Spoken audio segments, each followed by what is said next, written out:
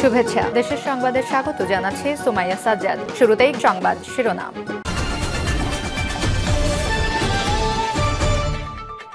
আসিফ নজরুলকে এজেন্ট বলার জবাব দিলেন আসিফ মাহমুদ। এরপর জানিয়ে দেব, উপদেষ্টারাও এখন ঘুষ খায় বলছেন মাহমুদুর রহমান মান্না। আরো জানিয়ে দেব, হতাশ আওয়ামী লীগ, ইনকিলাব জরিপে চট্টগ্রামে পাবলিক রিয়াকশন। এদিকে বহিঃশক্তির হুমকিতে বিএনপি ভয় পায় না বলছেন সাইফুল ইসলাম। আরো থাকছে, ভাসানী ছিলেন আপসহীন যোদ্ধা বলছেন মির্জা ফখরুল ইসলাম আলমগীর। এবং সর্বশেষ জানিয়ে দেব, ইসলামী আন্দোলনে হক আদায়ের জন্য রাসূল সাল্লাল্লাহু আলাইহি ওয়াসাল্লাম এর অনুসৃত বিধানকে গ্রহণ করতে হবে বলছেন নুরুল আমিন। শিরোনাম শুনলেন, এখন বিস্তারিত। তবে তার আগে ভিডিওটিতে একটি লাইক, কমেন্ট, শেয়ার করে সবাইকে দেখার সুযোগ করে দিতে বিশেষ অনুরোধ রইল।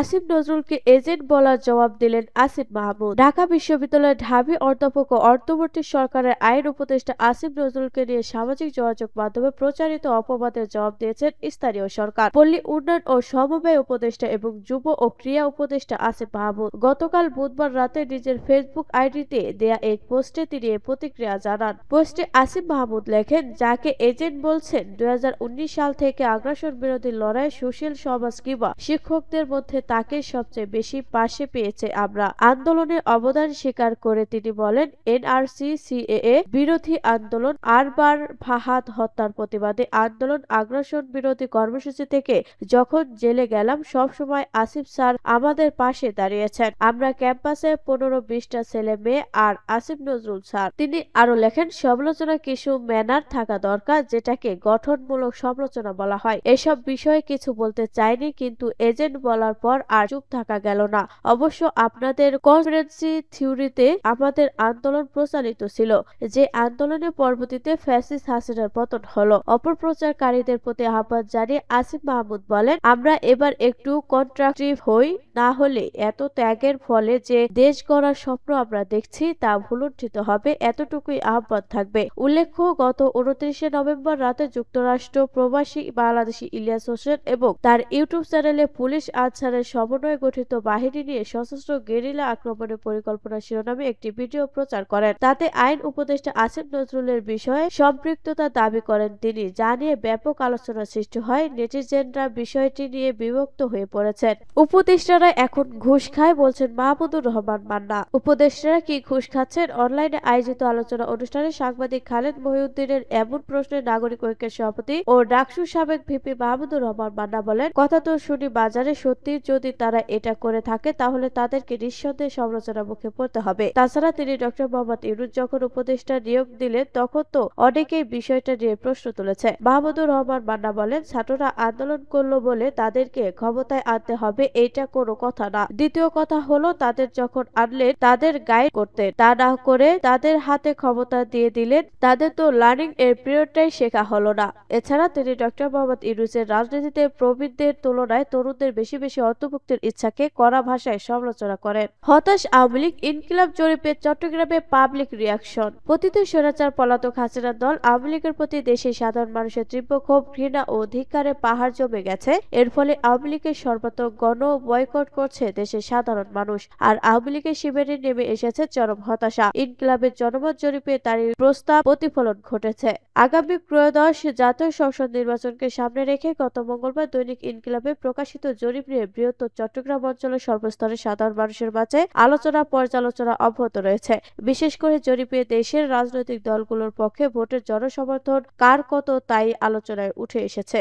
ইনকিলাব জরিপে প্রতিটি স্বৈরাচারের পলাতক হাসিনার দল আওয়ামী লীগের পক্ষে সমর্থন দেখা যাচ্ছে মাত্র 5.58%। অন্যদিকে জনগণের 94.42% পতিত স্বৈরাচার হাসিনা দল আওয়ামী লীগের বিপক্ষে অবস্থান করছে। জরিপে স্বৈরাচারী দলটির বিপক্ষে জনমত প্রতিফলিত হওয়ায় আওয়ামী লীগের শিবিরে স্পষ্ট হতাশা দেখা যাচ্ছে। এমনিতেই গত 5 আগস্টের পর থেকে আওয়ামী লীগের নেতাকর্মীদের হদিস মিলছে না, তারা গর্তে লুকিয়ে গেছে। বন্দরনগরী চট্টগ্রামের গাজীর দেউরি এলাকায় তরুণ ব্যবসায়ী মোহাম্মদ কামাল উদ্দিন বললেন, গত 15.5 বছরে স্বৈরাচারী শাসনামলে ব্যাপক দুর্নীতি, লুটপাট, সিন্ডিকেটবাজি, খুন, গুম, সন্ত্রাস, চাঁদাবাজির বিপক্ষে দল বিশেষ করে বিএনপিকে নিষ্ঠুরতার সাথে দমন পীড়নের কারণে আজ আওয়ামী লীগের পক্ষে সমর্থন এতটাই নিচে নেমে এসেছে। মূলত সমস্ত অপকর্মের কারণেই আওয়ামী লীগের প্রতি দেশের সাধারণ মানুষের ক্ষোভ, ঘৃণার পাহাড় জমে গেছে। এর ফলে আওয়ামী লীগকে সর্বাত্মক বয়কট করছে দেশের সাধারণ মানুষ। স্বাধীনতার উত্তর বাংলাদেশে 1975 সালে একবার আওয়ামী লীগের রাজনৈতিক মৃত্যু ঘটে। এরপর বর্তমানে আওয়ামী লীগের পক্ষে জনসমর্থন একেবারে তলানিতে নেমে গেছে। বিশেষ করে দেশের শিক্ষিত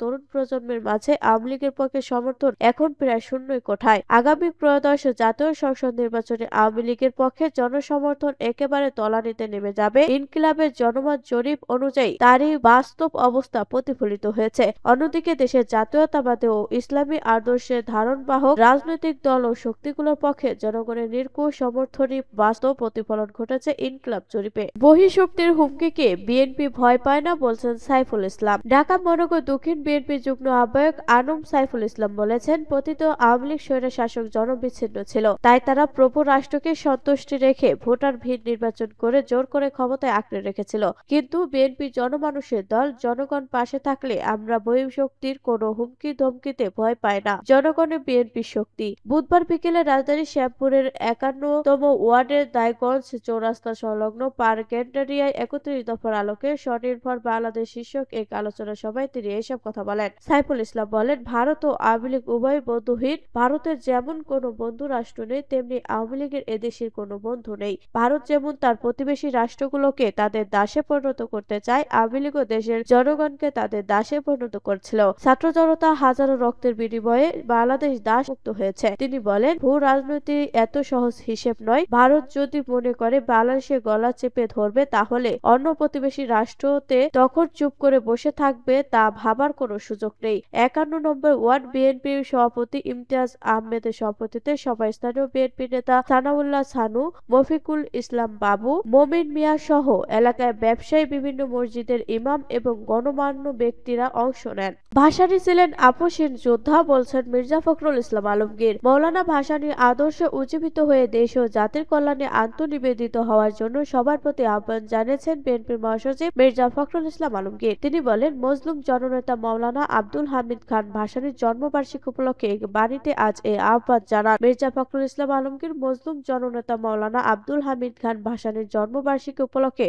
তার স্মৃতির প্রতি গভীর শ্রদ্ধা জানান এবং তার রুহের মাগফিরাত কামনা করেন। মির্জা ফখরুল ইসলাম আলমগীর বলেন, মৌলানা ভাসানী ছিলেন আফ্রো এশিয়া, ল্যাটিন আমেরিকান নির্যাতিত নিপীড়িত মানুষের বলিষ্ঠ কণ্ঠস্বর। তার কণ্ঠে উচ্চারিত হতো বঞ্চিত মানুষের অধিকার আদায়ের দাবি। তিনি ছিলেন মজলুমের বন্ধু। সাম্রাজ্যবাদ, আধিপত্যবাদ এবং অত্যাচারী শাসক ও শোষক গোষ্ঠীর বিরুদ্ধে এক আপসহীন যোদ্ধা। তিনি আরো বলেন, আমাদের জাতীয় স্বাধীনতা প্রথম তুর্যবাদক মৌলানা ভাসানীর উদ্যম ও সাহসিকতাকে আঁকড়ে ধরে রাখতে পারলে ভবিষ্যতে গণতন্ত্র বিরোধী, ফ্যাসিবাদী ও আগ্রাসী শক্তিকে আমরা রুখতে সক্ষম হব ইনশাআল্লাহ। বিএনপির মহাসচিব আলো বলেন, স্বাধীনতার সার্বভৌমত্ব এবং গণতন্ত্র সুরক্ষায় মৌলানা ভাসানীর যুগ যুগ ধরে আমাদের প্রেরণা যোগাবে, দেশপ্রেমে উদ্বুদ্ধ করবে। মৌলানা আব্দুল হামিদ খান ভাসানীর জীবন থেকে শিক্ষা নিয়ে গণতন্ত্র ও জন অধিকার পূর্ণ প্রতিষ্ঠা আকাঙ্ক্ষিত লক্ষ্যকে সামনে এগিয়ে নিয়ে যাওয়ার জন্য সবার প্রতি আহ্বান জানান তিনি। ইসলামী আন্দোলনে হক আদায়ের জন্য রাসূল সাল্লাল্লাহু আলাইহি ওয়াসাল্লাম এর অনুসৃত বিধানের গ্রহণ করতে হবে বলছেন জামায়াতে আমির অধ্যক্ষ নুরুল আমিন। চট্টগ্রাম মহানগর জামায়াতে ইসলামীর সেক্রেটারি অধ্যক্ষ নুরুল আমিন এসব কথা বলেছেন।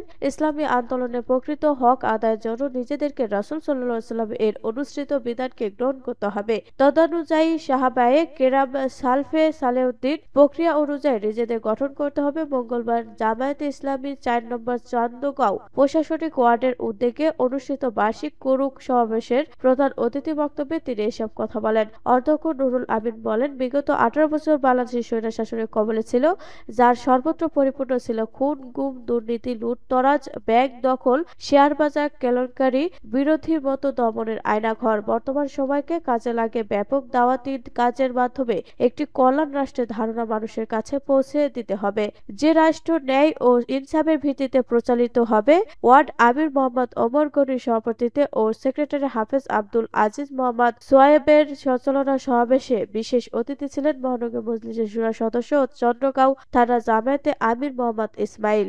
বিশেষ অতিথি মোহাম্মদ ইসমাইল বলেন, সংগঠনের মেসেজ এলাকার সর্বস্তরের জনগণের কাছে পৌঁছাতে হবে। এজন্য প্রতিটি মসজিদ ও জংশনে ব্যাপক দাওয়াতি কাজ বৃদ্ধি করতে হবে। আজাদ চৌধুরী বলেন, সংগঠনকে এগিয়ে নিয়ে টিম স্পিরিট ও সচেতনতার সঙ্গে আগতে হবে আর সেটিকে মজবুতি দেওয়ার জন্য আল্লাহর সঙ্গে সম্পর্ক বৃদ্ধির উপায়গুলো অবলম্বন করতে হবে।